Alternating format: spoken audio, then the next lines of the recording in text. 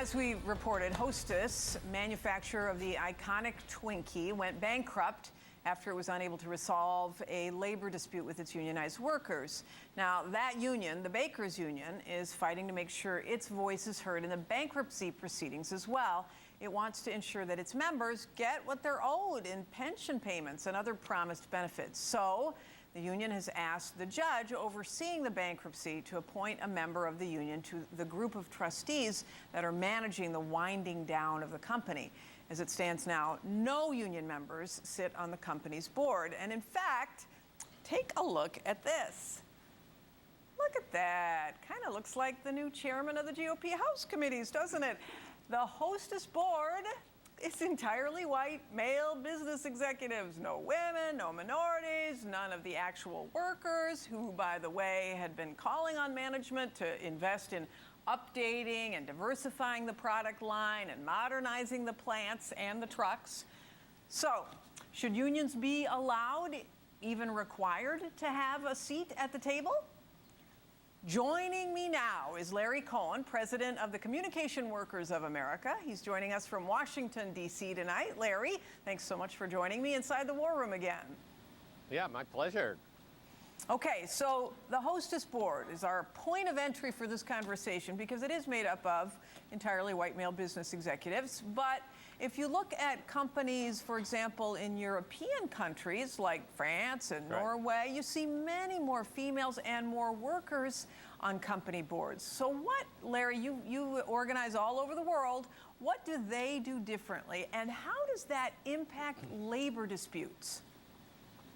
So it's all about public policy.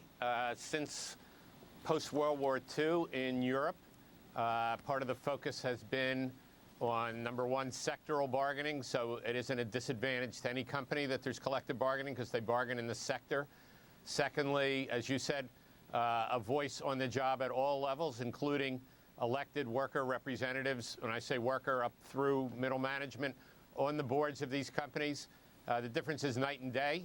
So we look at German-based companies like Deutsche Telekom, in Germany with many employees on the board, many of whom happen to be union members. The vice chairman of the board of supervisors is also the leader of the union there. So it leads to a situation where the bargaining and the management of the company see the employees as major stakeholders. Switch to Hostess, 50% pay cuts is what people were faced with if the management, the new management, the fourth management in like 6 years, was prepared to stay open. And how do we ever revive the American economy if people are expected to take, they've already had 25% pay cuts in 6 years. That's not the American dream, and that's not the way you make an economy work. So yeah, we're way out of whack. Well, you raised the issue of Germany, and there are a lot of people who point to Germany and the fact that it has a robust economy and a robust manufacturing sector, and who would strongly resist here some sort of requirement that there be worker representation on the boards of directors. How has the actual representation impacted labor strife over, in Europe, for example? There is some strife, but I think there's also more of a sense that we're all in this together. And as you point out, I mentioned Germany, but it's France, all the way through the Nordic countries, Italy. This is common in large enterprises, not necessarily small ones. And I think the other thing that's key is in a newly emerging democracy like Brazil, the participation of workers, including through collective bargaining, is 4 or 5 times the level of the United States. And as a result, you have rising wages, millions of Brazilian workers coming out of poverty into middle income status, able to buy the things they produce, and a growing economy in Brazil. And what we have to learn here is that the micro system of each employer trying to maximize profits, like Hostess, at the expense of key stakeholders like employees, has leading us to a sled ride to the bottom. And that's a large reason why our economy is in such distress. Well, so the Wall Street Journal called the Bakers Union the union that brought the 85-year-old baker of Twinkies and Wonder Bread to its knees. And then a conservative blog, Red State, their headline was, "Parasitic unions kill their hosts," or in this case, hostess. So how come we are so behind? What kind of impact does the demonization of unions have on negotiations? And as you mentioned, I mean, you've already talked about the economy, but can we do something to change the public perception of unions? Yeah, I think we can. I think we have to make it clear, and the way you framed this is perfect, that the reforms we need can't just be for union workers, but we need to figure out how all employees have a meaningful voice and sort of build from there. So I think there's a lot in the European or Brazilian or Argentinian model about workplace participation at all levels, which includes the enterprise making a go of it. But the enterprise making a go of it doesn't mean that management sells out to yet another private equity company who buys solely to figure out how they can further cut wages and dump workers. And then we realize that on the macro level, the economy will never revive. We will never deal with income inequality with this approach, and we will never actually bring back consumer demand. It doesn't work either way.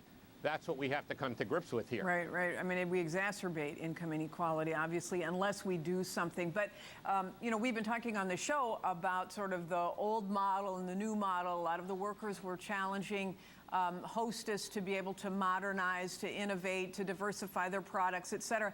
But it isn't, to be fair, just about corporations modernizing. Unions need to modernize as well. You are seen as a progressive union leader. What model should America use going forward? In addition to the changes on the board, are there other specific things that you would recommend to the United States for flexible labor policy? Yeah, well, I mean, again, I think as you frame this up, we need to start out with the premise that we're not going to have a successful economy or successful enterprises if employees are just viewed as another means of production.